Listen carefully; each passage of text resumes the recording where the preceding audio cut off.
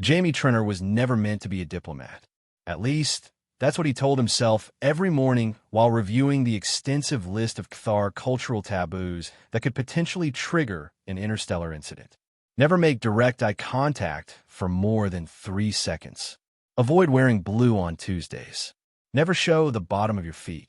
And for heaven's sake, never, ever use diminutive language when addressing a Cathar warrior.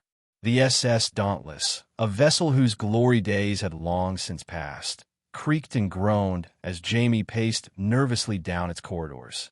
The ship's outdated technology manifested most annoyingly in the coffee machine, which sounded like a dying animal every morning, and in Delilah, the ship's AI assistant whose personality subroutines had developed a flair for the dramatic. "Your heart rate is elevated, Jamie," Delilah's voice cooed through his earpiece. "May I suggest deep breathing exercises before the Cathar delegation arrives? You humans are so delightfully fragile." "Not helping, Delilah," Jamie muttered, adjusting his collar for the 14th time. As a low-level diplomat, he'd never expected to be thrust into the position of first contact liaison with the Cathar, a species renowned throughout the galaxy for their martial prowess, terse communication style, and hair-trigger offense threshold. "The Cathar delegation's shuttle has docked," Delilah announced with what seemed like inappropriate glee. 17 minutes ahead of schedule. How wonderfully terrifying for you. Jamie's stomach lurched. Ahead of schedule? They're never ahead of schedule. The briefing said punctuality is sacred to them, not earliness. He frantically smoothed down his regulation uniform and tried to recall the proper greeting gesture, a half bow with hands crossed at the wrists, palms facing inward. Or was it outward? Palms inward, Delilah reminded him, apparently reading his thoughts. "And do try not to sweat so profusely. The Cathar consider excessive perspiration a sign of deception." "Now you tell me," Jamie groaned, wiping his brow and rushing toward the ceremonial reception area. The airlock hissed open just as Jamie skidded to a halt before it, nearly losing his balance. He quickly composed himself, standing at attention as the Cathar delegation marched through with military precision. They were exactly as intimidating as the briefings had described. Tall, powerfully built humanoids with silvery blue skin and features that seemed carved from stone. Each wore gleaming battle armor adorned with symbols of rank and accomplishment. But it was their leader who caused Jamie's carefully rehearsed greeting to die in his throat. Commander Lyra Vi stood at least a head taller than her warriors, her posture impeccable, her armor more elaborate and adorned with glowing runes that pulsed with an inner light.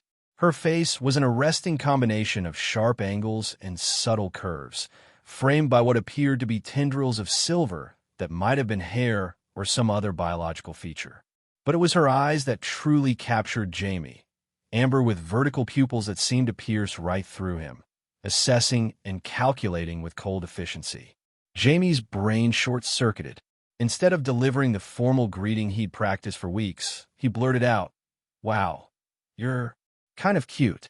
The silence that followed was so profound that Jamie could hear the distant rattling of the coffee machine 6 decks away. The Cathar warriors behind Commander Vi froze, expressions unreadable but postures suddenly tense. One of them actually dropped a ceremonial weapon, which clattered to the floor with what seemed like earth-shattering volume. "What did you just say?" Delilah shrieked in his earpiece, causing Jamie to wince. But worst of all, most impossible of all, was Commander Lyra Vi's reaction. The stoic, fearsome Cathar commander's silvery blue cheeks had flushed a brilliant crimson that spread up to the tips of her ears.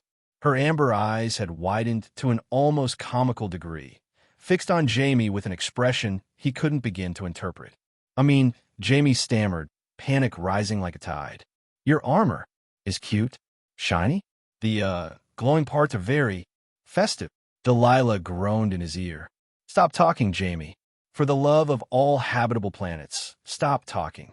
One of the Cathar warriors behind Vi began whispering urgently to another in their native language, a series of clicks, hisses, and resonant tones.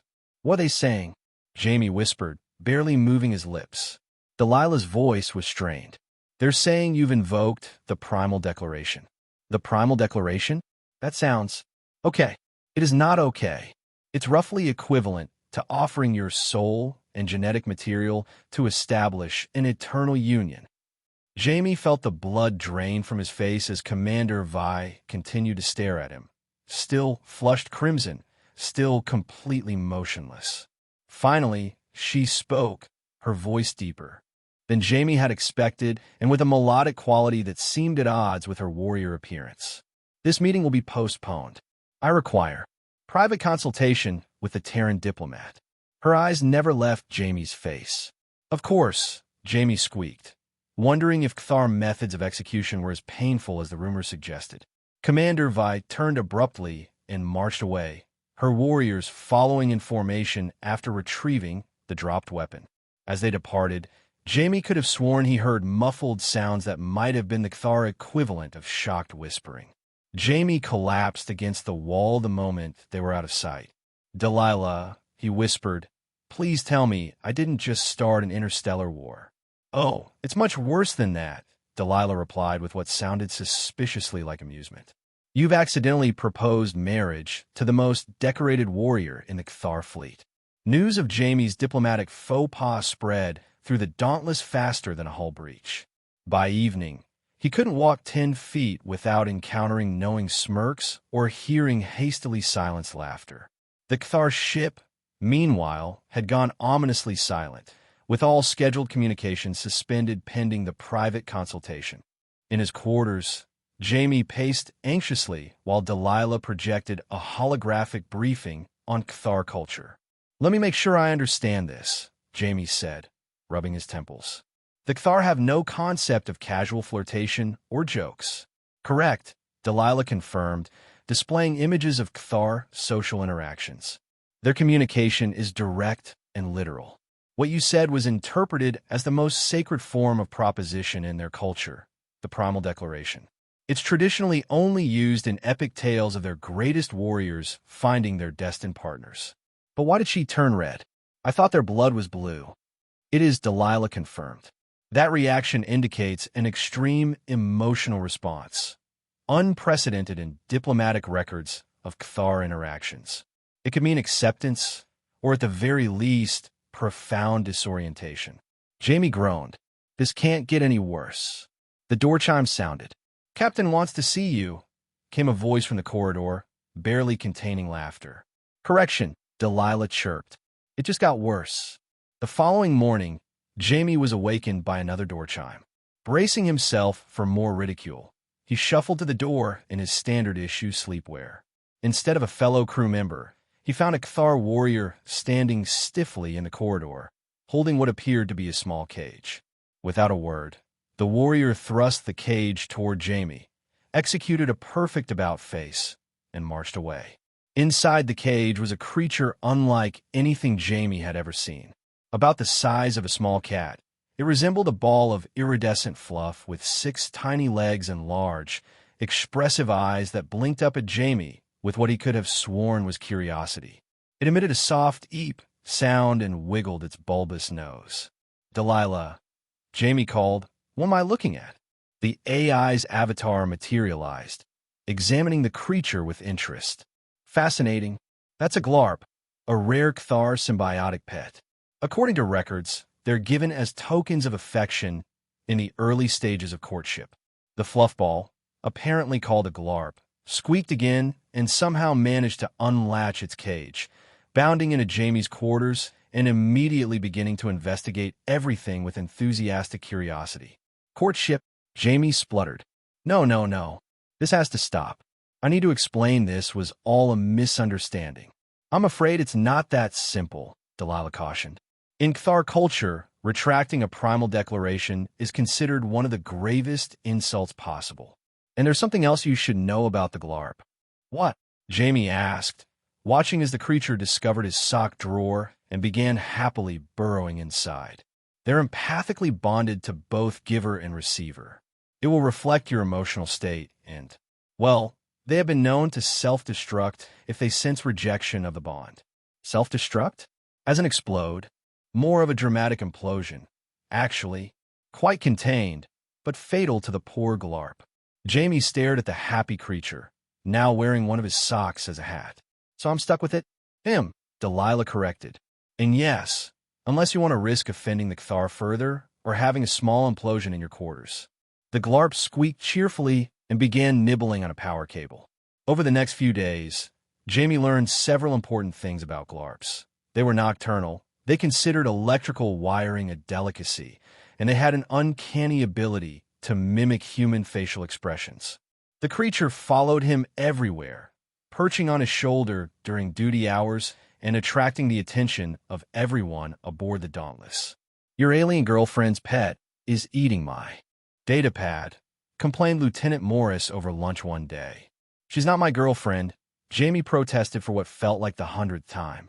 And I'm trying to resolve the situation diplomatically.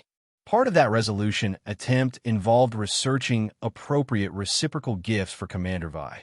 With Delilah's guidance, Jamie had selected what he thought would be a safe option, a collection of classical Earth music. These compositions represent some of humanity's greatest artistic achievements, Jamie explained earnestly as he handed the data crystal to a Kthar courier. Please convey my appreciation to Commander Vi. 3 hours later, he received an urgent message from the Kthar ship requesting his immediate presence. What now? Jamie muttered as he hurried to the shuttle bay, Glarp bouncing anxiously on his shoulder. A stern Kthar warrior escorted him through the alien vessel's corridors. Unlike the Dauntless, everything here was sleek, elegant, and intimidating, much like the Kthar themselves. Jamie was led to what appeared to be a combat training facility, where Commander Vi stood alone in the center of a marked circle, wearing lighter armor than before. You have challenged me, she stated without preamble. Her cheeks tinged pink when she saw him, but her expression remained controlled. Challenged? What? No, Jamie protested. The music you sent, she explained, as if to a child. The aggressive rhythms, the building intensity. It is clearly a battle challenge. As per Kthar tradition, I accept. It was Beethoven's Fifth Symphony. Jamie squeaked. It's about overcoming adversity and the triumph of the human spirit. Commander Vi tilted her head, considering this. So, a metaphorical battle? Yes, exactly. No actual combat necessary. The commander looked almost disappointed. I see. Cultural misunderstanding. There was an awkward silence. Glarp, sensing the tension, made a distressed noise and hid in Jamie's collar. Your gift is well, Commander Vi said awkwardly, gesturing to Glarp. It indicates good health and adaptation. Oh, thank you. He's very energetic. Jamie tried to coax Glarp out of hiding. He's just shy around new people. Something that might have been almost a smile briefly touched Vi's lips. Unusual. Glarps typically form immediate bonds with those connected to their primary caretakers. Jamie had no idea what to say to that, so he changed the subject. I want to apologize for any confusion I caused during our first meeting. In human culture, what I said was, well, it wasn't as serious as it seems to be in Kthar culture. The almost smile vanished. You regret the declaration? Warning bells went off in Jamie's head. No, not regret exactly. I didn't understand the significance. Vi studied him intently, her amber eyes unreadable. You speak without understanding. This is common among humans. More common than we'd like to admit, Jamie confessed with a self-deprecating smile. Vi nodded slowly. Perhaps there is wisdom in this approach. Kthar consider every word with such weight that sometimes nothing is said at all. It was possibly the most personal observation Jamie had heard from any Kthar, and it caught him off guard. That's actually quite profound. The faint pink returned to Vi's cheeks. You will explain this cute concept to me properly. Later, when time permits. She gestured toward the exit. You may return to your ship now.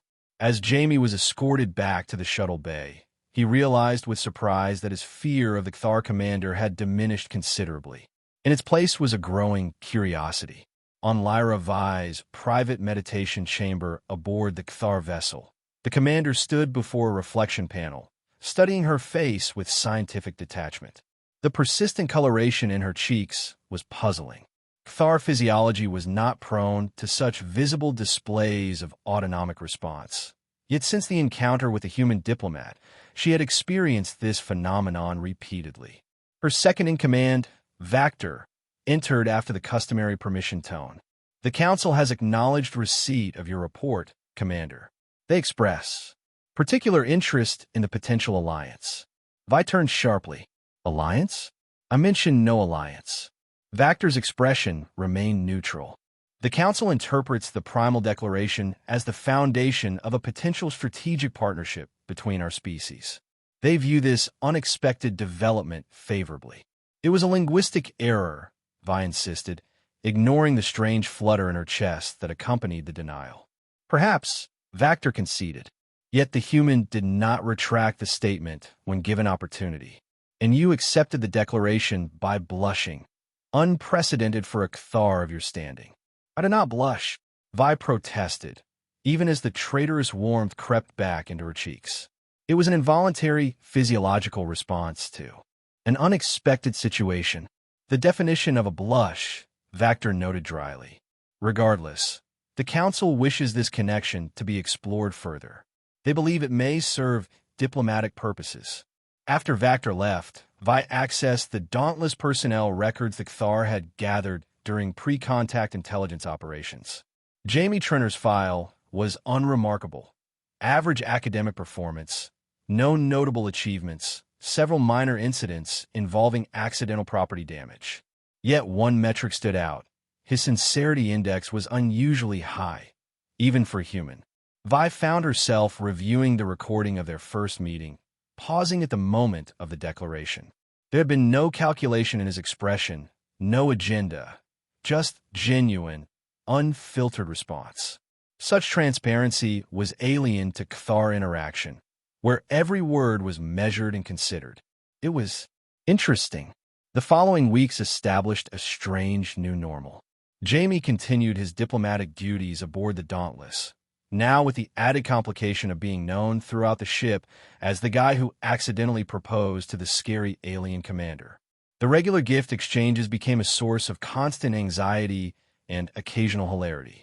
Vi sent a ceremonial dagger with jewels that changed color according to the wielder's emotional state. Jamie's turned a constant anxious purple.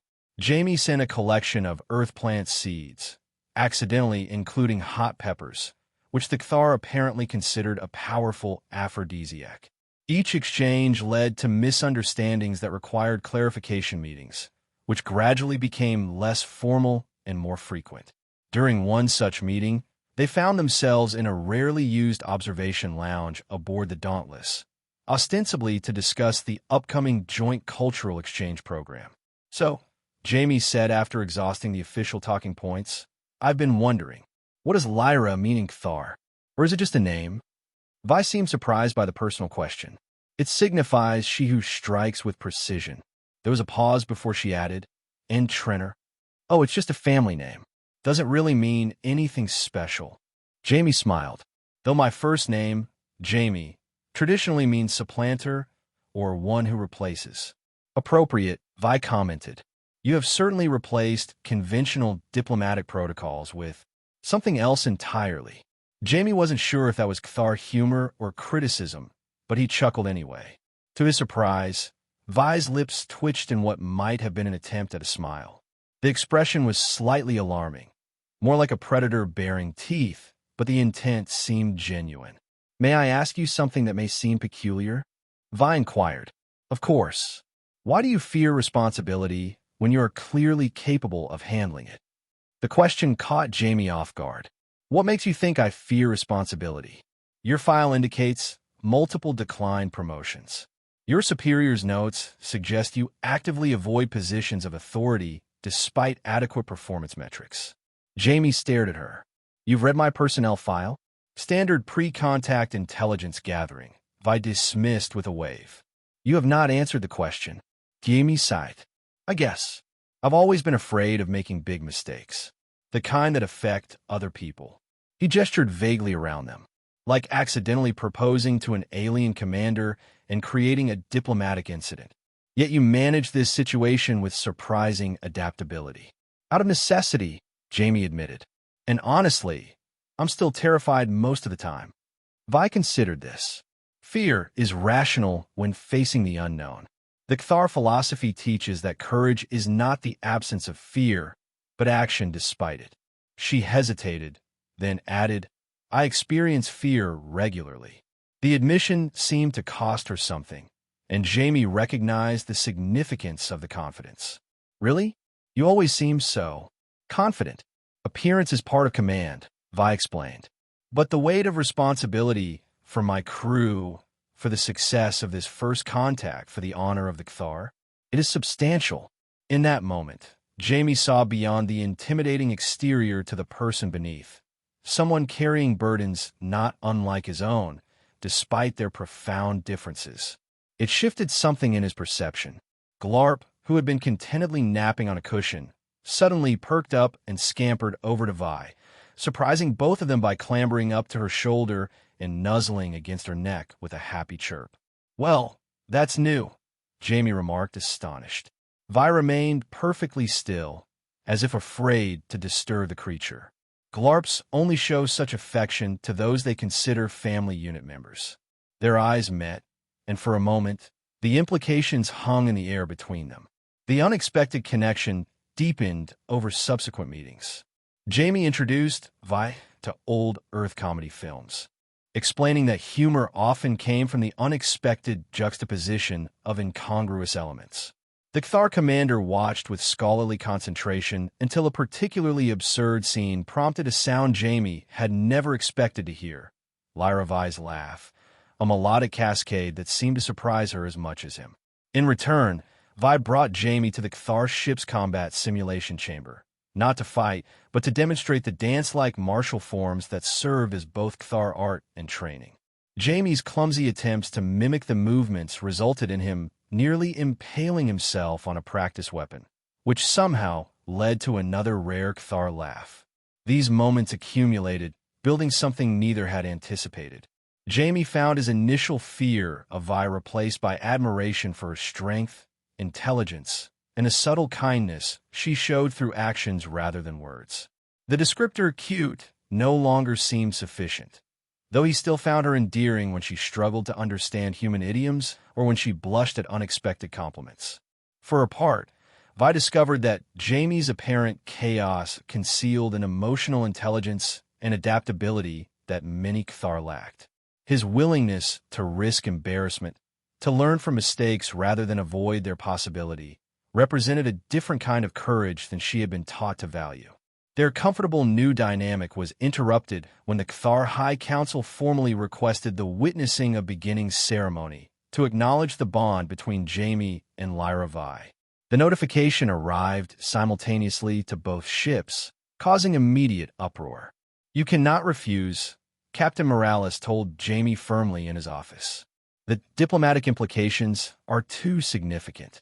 This is the first Cthar-human cultural exchange of its kind, and the Council sees it as symbolic of our new alliance. But it's a bonding ceremony, Jamie protested. Virtually a wedding. Actually, it predates their concept of marriage, Delilah interjected helpfully from a nearby console. It's more akin to a formal recognition of a soul-level connection. Traditionally, it involves a mild psychic linking via their sacred crystals. Psychic linking? Jamie squeaked. Nobody said anything about mind reading. It's not exactly mind reading, Delilah explained. More like emotional resonance and sharing of significant memories. Quite beautiful. Actually, though there have been reports of unexpected side effects if minds are incompatible. That's not reassuring. Look, Captain Morales said firmly. Commander Vi is under similar pressure from her superiors. The ceremony is happening, with or without your enthusiastic participation. So I suggest you find a way to be comfortable with it. Meanwhile, aboard the Cthar vessel, Lyra Vi was engaged in her own version of this conversation. The Council's decision is final, Elder Jean's holographic form stated. This connection, however it began, presents a unique opportunity to strengthen our position with the Terrans. The human did not intend. Intent is irrelevant. The Elder cut her off. Results are what matter. The ceremony proceeds in 3 cycles. After the communication ended, Vi paced her quarters in uncharacteristic agitation. The situation had spiraled far beyond a simple linguistic misunderstanding. Now, it involved politics, cultural expectations, and something else she was reluctant to name, the genuine connection that had formed between herself and the strange human diplomat. A soft chime indicated a visitor, Jamie, looking as uncomfortable as she felt. "Can we talk?" he asked. She gestured him inside, noting the absence of Glarp for once. "Where is your companion?" "Having his energy patterns adjusted by your medical team. Apparently, he's been absorbing too much human emotion." Jamie smiled weakly. "They said it's making him unstable." Vi nodded. "Glarps are designed to balance between bonded pairs. With only your emotional patterns to absorb, the equilibrium is disrupted." The implication hung between them. "About this ceremony," Jamie began, "I want you to know that I understand it's not what you wanted. I mean, this whole situation started with my mistake, and now you're being pressured by your leaders." "As are you," Vi observed. "Yes, but—" Jamie ran a hand through his hair. "I feel responsible, and I want to make sure you know that I don't expect anything from you beyond what's politically necessary." Vi studied him, noting the sincerity in his expression. "Your concern is appreciated." She hesitated, then admitted, "However, I find I'm not entirely opposed to the ceremony." Jamie blinked in surprise. "You're not? It has been educational. Our time together," Vi said carefully. "I have developed a certain curiosity about the outcome of such a connection." "So have I," Jamie admitted softly. "I mean, when this all started, I was terrified of you. And now I'm just terrified of embarrassing myself in front of you," he said with a self-deprecating smile that elicited another almost smile from Vi. "A persistent yet increasingly endearing trait," she commented. "You should prepare yourself. The ceremonial attire may be uncomfortable for a human." "Wonderful," Jamie muttered. "More opportunities to look ridiculous." The uncomfortable ceremonial attire turned out to be a form-fitting Cathar adaptive suit that changed color according to the wearer's emotional state. Throughout the preparation period, Jamie cycled through anxious purple, embarrassed pink, and occasional flashes of determined blue. The ceremony itself was held in the Cathar ship's sacred chamber, a space Jamie hadn't seen before. It was unexpectedly beautiful, the walls embedded with the same kind of luminescent crystals that adorned Commander Vi's armor, creating patterns that seemed to shift and flow like liquid light. The Cathar High Council attended via holographic projection, their imposing figures standing in a semicircle around a central dais where a larger crystal hovered in a containment field. Captain Morales and a small delegation from the Dauntless were present in person, standing opposite the Cathar officers. Jamie's throat went dry as he entered the chamber, feeling every eye upon him. His ceremonial suit flashed a brief pattern of terror before settling into a pulsing rhythm that might have represented his thundering heartbeat. Then Lyra Vi entered, and Jamie momentarily forgot his anxiety. She wore ceremonial armor unlike her usual battle dress. Lighter, more elegant, with flowing elements that seemed almost fabric-like. Her silver hair tendrils were adorned with small crystals that caught the light. But it was her expression that truly captured Jamie, a vulnerability he'd never seen there before, quickly masked but unmistakable. They approached the central dais from opposite sides, stopping before the hovering crystal. An elder Cathar began speaking in their native language, the translation coming through Jamie's earpiece with a slight delay. The words were formal, speaking of connections that transcended species and understanding, of bridges between different worlds, of the unknown potentials of such unions. "Place your hands upon the resonance crystal," the elder instructed. Jamie glanced at Vi, who gave him a nearly imperceptible nod. Together, they reached out and placed their palms against the cool surface of the crystal. The effect was immediate and overwhelming. The crystal flared with brilliant light, and Jamie felt as if he were falling into an ocean of sensation and memory. He saw a young Lyra Vi, smaller but already solemn, training relentlessly under the harsh tutelage of Cathar warriors. He felt her determination, her drive to excel, to bring honor to her lineage. He experienced the weight of responsibility as she rose through the ranks, the isolation of command, the constant pressure to embody Cthar ideals of strength and control.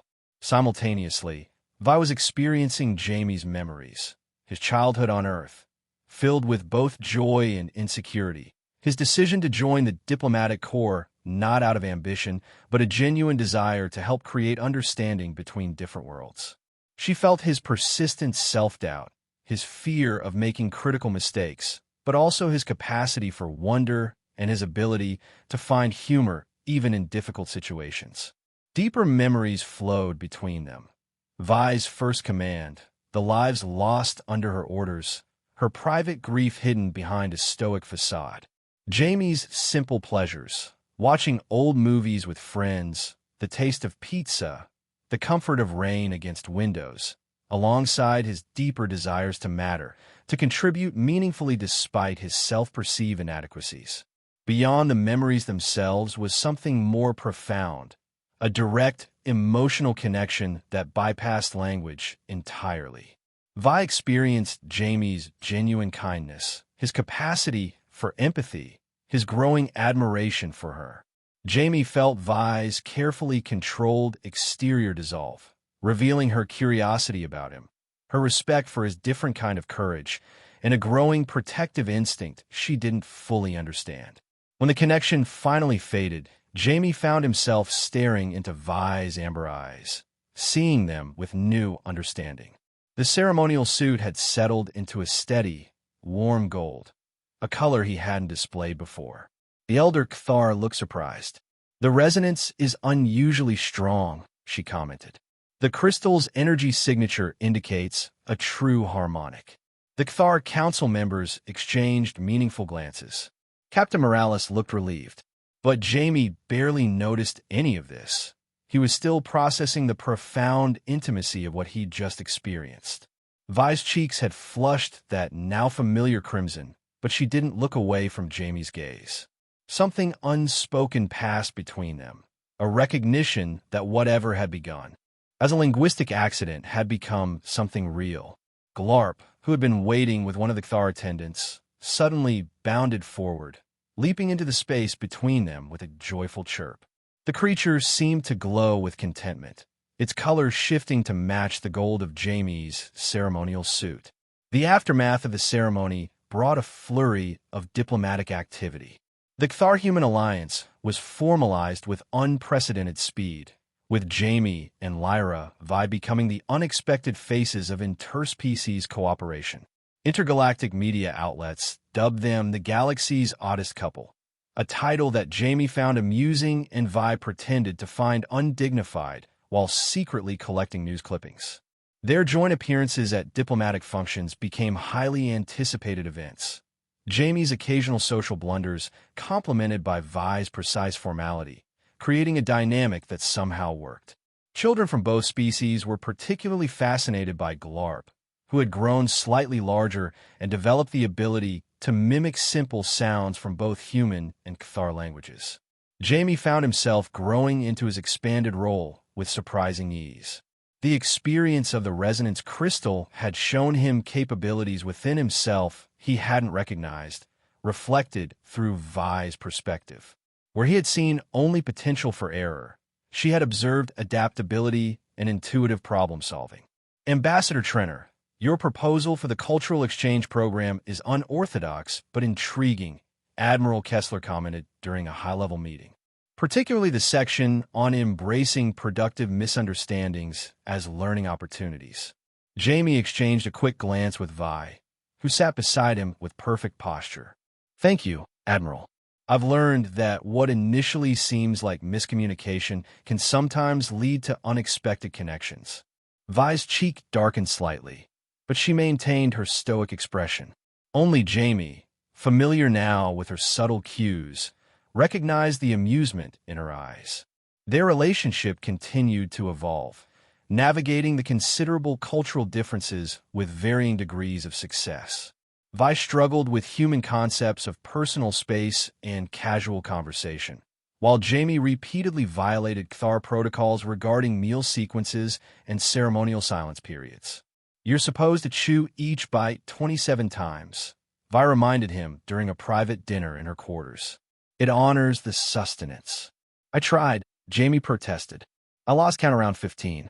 Besides, pizza isn't meant to be eaten that slowly. It gets cold. Temperature is irrelevant to nutrition, Vi stated, though she had secretly begun to appreciate the strange Terran food, particularly the version with extra cheese that Jamie favored. Glarp watched their interaction with apparent contentment, perched on a cushion specially designed to accommodate his growing form. The creature had become something of a barometer for their relationship, reflecting their moods and often intervening with well-timed antics when tensions arose. Not everyone approved of their unique bond. Conservative factions among both species expressed concerns about cultural dilution and inappropriate influence. A particularly vocal Kthar elder publicly questioned Vi's judgment, suggesting her command capabilities had been compromised by excessive exposure to chaotic human emotionalism. Jamie found her in the combat simulation chamber afterward, methodically destroying holographic opponents with cold precision. Want to talk about it? He offered, keeping a safe distance from her whirling combat staff. Vi executed a final, devastating strike before deactivating the simulation. There is nothing to discuss. Zorn's opinion is irrelevant to my duties. It still hurt, Jamie observed quietly. After a moment, Vi acknowledged this with a slight nod. It is difficult when one's loyalty is questioned. For what it's worth, I think you've managed to maintain your Kthar values while adapting to our weird human ways. That takes more strength than rigidly rejecting anything different. Vi considered this. Perhaps, though I sometimes wonder what the long-term consequences will be. This connection between us, it has no precedent, no established path. Does that scare you? Jamie asked. Fear is irrelevant, Vi stated automatically, then paused. After their shared experience with the resonance crystal, such reflexive deflections felt dishonest. Yes, she admitted. It does. Me too, Jamie confessed. I keep waiting for the moment when you realize I'm not enough, not strong enough or disciplined enough or whatever enough to be worthy of a Kthar commander. I studied him with those penetrating amber eyes. Your worthiness is not measured by Kthar standards, she said finally. That is what I have learned. There are many kinds of strength, many forms of discipline. Yours are different, but not lesser.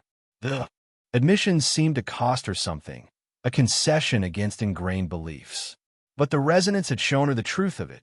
Jamie's different approach to life held its own kind of wisdom. Thank you, Jamie said softly. That might be the nicest thing anyone's ever said to me. Vi tilted her head. It was merely factual. Coming from you. That makes it even better. He smiled, then grew serious again. What about your people? Will they ever truly accept this? Whatever this is between us. Some will not, Vi acknowledged. Change is difficult for the Kthar. We have maintained our traditions for millennia. But perhaps that is why this connection has value beyond ourselves. It demonstrates adaptation without loss of identity. Jamie was struck, not for the first time, by the wisdom beneath her warrior exterior. You should be the diplomat, not me, he said with admiration. I prefer direct action to endless talking, Vi replied, but there was a lightness to her tone that hadn't been there months ago. The political challenges continued to mount as their unique relationship drew more attention. Jamie found himself summoned back to Earth for a performance review that was clearly meant to assess his loyalty and judgment. They think I've gone native, he told Vi the night before his departure. Or worse, that I've been compromised somehow. Vi, who had been reviewing tactical reports on her datapad, set it aside. Would you prefer I accompany you? I think that might make things worse, Jamie admitted with a rueful smile. Nothing says I'm totally objective about aliens like bringing your Kthar warrior bondmate to your performance review. Bondmate, Vi repeated, testing the term. Is that how you consider our connection? Jamie felt heat rise to his face. Though the resonance had shared their emotions, they had rarely discussed the nature of their relationship directly.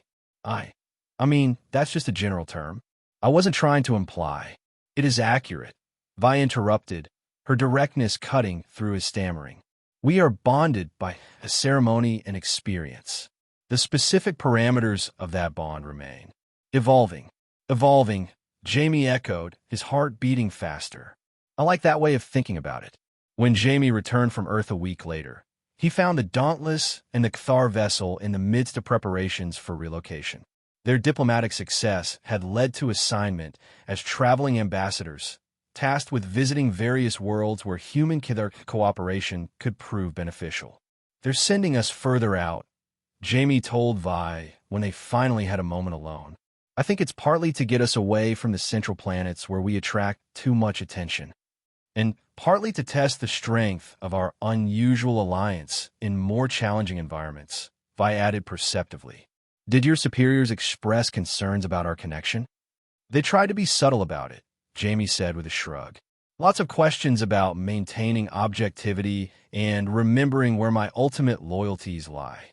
Vi's expression tightened almost imperceptibly.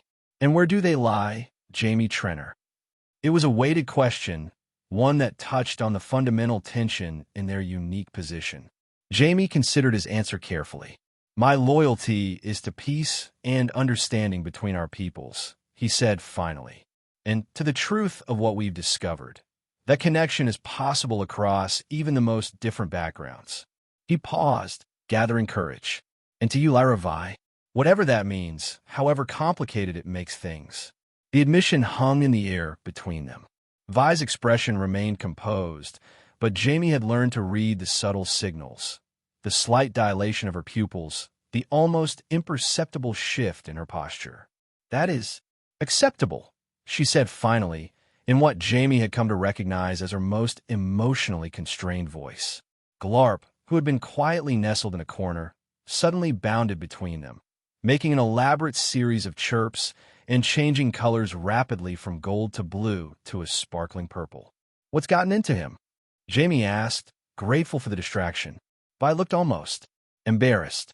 The color pattern is associated with Cathar mating rituals. Apparently Glarp is attempting to encourage us. Oh, Jamie said, feeling his face grow hot. That's, presumptuous, Vi finished, though the crimson flush had returned to her cheeks. Glarps sometimes develop inappropriate behavioral patterns when exposed to mixed-species environments. Their first assignment as traveling ambassadors took them to the mining colony on Ceres Alpha, where territorial disputes between human and Cathar operations had created dangerous tensions. The challenge was complicated by environmental factors. The planet's atmosphere required humans to wear breathing apparatus, while the high mineral content interacted strangely with Cathar sensory capabilities. This place is making my skin crawl, Jamie complained as they prepared for their first meeting with the colony leaders. Literally, I think I'm having an allergic reaction to something in the air filters. Focus, Vi instructed, though her tone was gentler than it would have been months ago. Remember, we must present a unified front despite our differences. That is the entire point of our presence here. Their unique dynamic proved unexpectedly effective. Where traditional diplomatic approaches had failed, Jamie's willingness to admit confusion and ask foolish questions opened conversations that had been locked in formal posturing. Vi's direct Cathar perspective cut through pretense, while her growing understanding of human social cues helped her deliver difficult truths without causing offense. After 2 weeks of intensive negotiations, they achieved what previous diplomats had declared impossible: a working agreement that acknowledged the legitimate interests of both species while establishing clear protocols for dispute resolution. I believe we have performed adequately, Vi stated as they prepared to depart, which Jamie recognized as high praise from her. We make a good team, he agreed with a smile. Who would have thought my talent for awkward social situations would finally come in handy? I would not characterize it as a talent, Vi replied, though her lips twitched in what had become a more frequent, almost smile. More an unusual tactical approach that occasionally yields unexpected results. I'll take it, Jamie laughed. Then, more seriously, 6 months ago, I would have been terrified at the prospect of being sent to more difficult diplomatic assignments. But now, with you, he stopped, suddenly self-conscious. Continue, Vi prompted, her amber eyes intent. With you, I feel like maybe I can actually do some good out here. Like we balance each other somehow. Vi considered this. There is wisdom in your observation. Separately, we each have significant limitations. Together, those limitations are less constraining. It wasn't quite a declaration of affection, but coming from a Kthar warrior, it felt momentous. Their next assignments followed a similar pattern. Difficult situations where traditional diplomacy had failed gradually resolved through their unconventional approach. Along the way, their personal connection continued to deepen, navigating cultural differences with increasing ease. Jamie learned to appreciate the Kthar devotion to precision and honor, finding unexpected comfort in their ritualistic approach to daily life. Vi discovered the value in human spontaneity and emotional expression, gradually allowing herself more freedom to experience and acknowledge her feelings. Glarp continued to grow in both size and personality, developing an uncanny ability to intervene at exactly the right moments during tense negotiations, sometimes with a well-timed distraction, other times by mirroring the emotional state of participants in ways that broke through impasses. "I swear he's getting smarter," Jamie commented after Glarp had defused a particularly heated argument by mimicking the exaggerated expressions of both parties until everyone dissolved into reluctant laughter. "Glarps evolve in response to their bonded partners," Vi explained. "It is becoming more complex because our connection is." The statement had implications beyond the small creature, but neither of them addressed it directly. Nearly a year after the fateful cute incident, they found themselves assigned to a diplomatic summit on New Geneva, a neutral planet known for its gorgeous artificial parks and stringent security protocols. The summit would bring together representatives from 12 species, including several that had traditionally been hostile to either humans or Kthar. "This is the real test," Captain Morales told them during their pre-mission briefing. "High Command believes your unique partnership has demonstrated enough success to warrant a more prominent role. But not everyone agrees. There will be those watching for any sign of failure." "No pressure," Jamie muttered. "Pressure is irrelevant," Vi stated. "We will perform our function." The summit facilities were impressive, a massive complex of interconnected biodomes, each recreating the optimal environment for a different species. The central meeting chambers have been designed with adaptive technology to accommodate all physiological needs simultaneously, a marvel of engineering that still couldn't completely eliminate the challenges of multi-species gatherings. Jamie and Vi were assigned shared quarters in keeping with their official status as ceremonially bonded representatives. The room had been customized to accommodate both human and Kthar preferences, a feat that resulted in an oddly charming space that somehow reflected their relationship. Not quite one culture or the other, but something new entirely. "It's actually nice," Jamie commented as he unpacked his modest belongings. "Better than that ice planet where I had to wear 3 heating packs just to sleep. Or the methane swamp where my armor required constant decontamination." Vi agreed, arranging her ceremonial weapons on the designated rack. Glarp immediately claimed a sunlit spot near the window, stretching his now considerably larger form with a contented chirp. The first days of the summit proceeded smoothly, with Jamie and Vi moving between formal sessions and private negotiations, leveraging their unique perspectives to bridge gaps in understanding. Their reputation had preceded them, resulting in curiosity from some delegates and skepticism from others. "The human Kthar bond pair is an abomination," declared the Vortian ambassador during one heated session.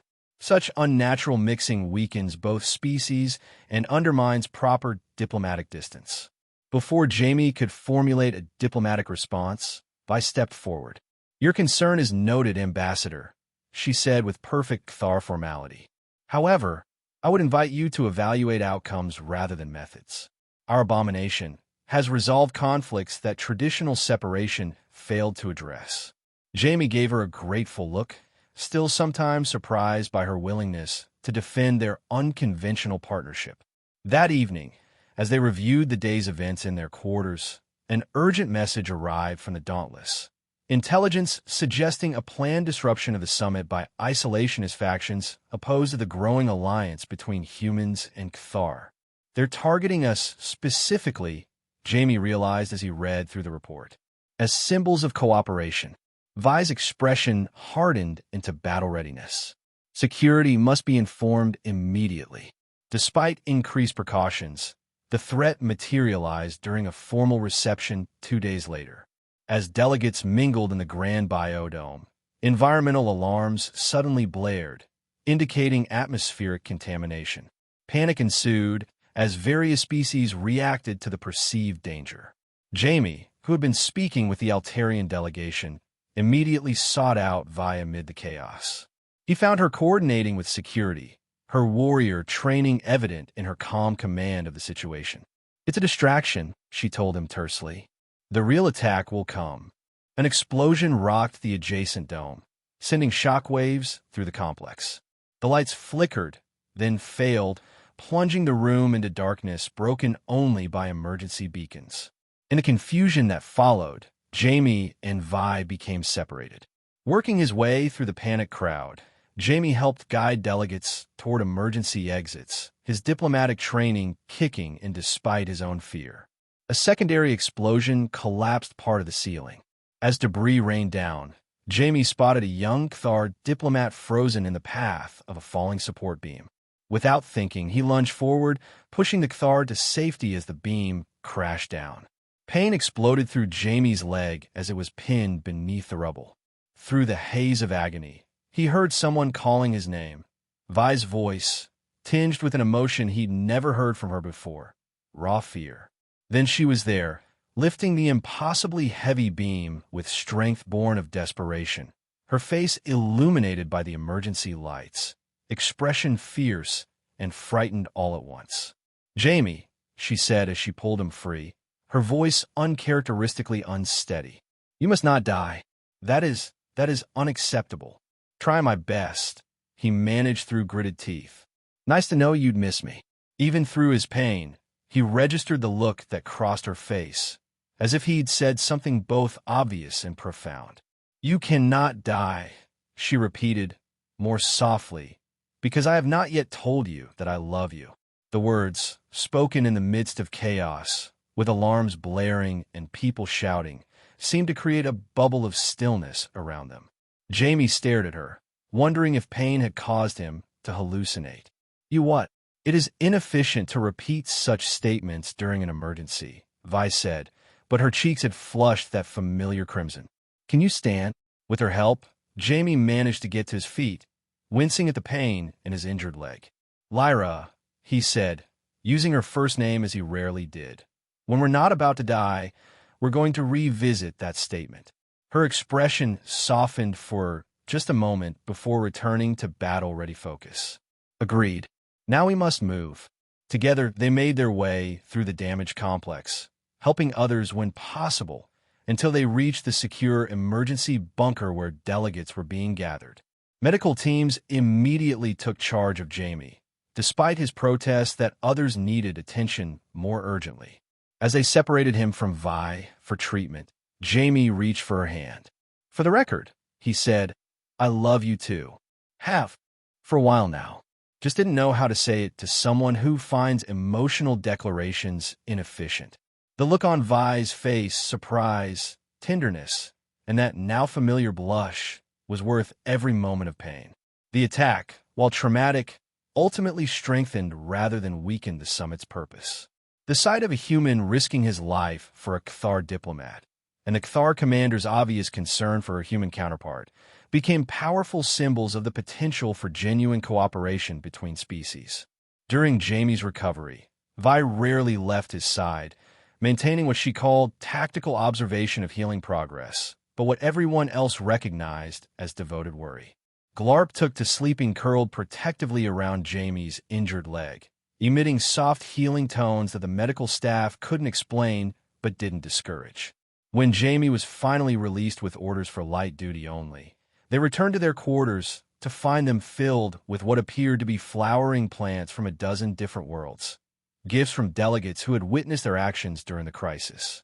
I believe we have achieved unexpected diplomatic success, Vi observed, examining the colorful collection with a scientist's curiosity. By nearly getting blown up? Jamie asked, carefully lowering himself onto a cushioned chair. Not a strategy I'd recommend repeating.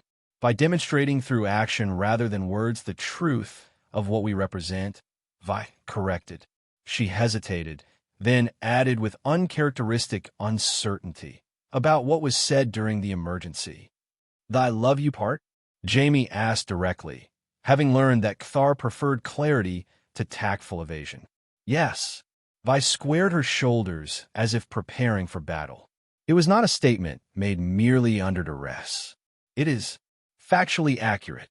Jamie smiled, feeling a warmth spread through him that had nothing to do with his healing injuries. I figured. The Kthar aren't known for saying things they don't mean. He held out his hand to her. I meant what I said too. Despite all the chaos and cultural misunderstandings and the fact that you still think pizza should be chewed 27 times. Vi took his hand, her larger fingers entwining with his. 27 is the optimal number for proper digestion. See? That's why I love you. Always precise, even about ridiculous things. And Vi paused, seeming to search for the right words, a rare uncertainty for her. I value your chaotic imprecision. It has brought unexpected joy into my ordered existence. Coming from a Kthar, it was practically poetry.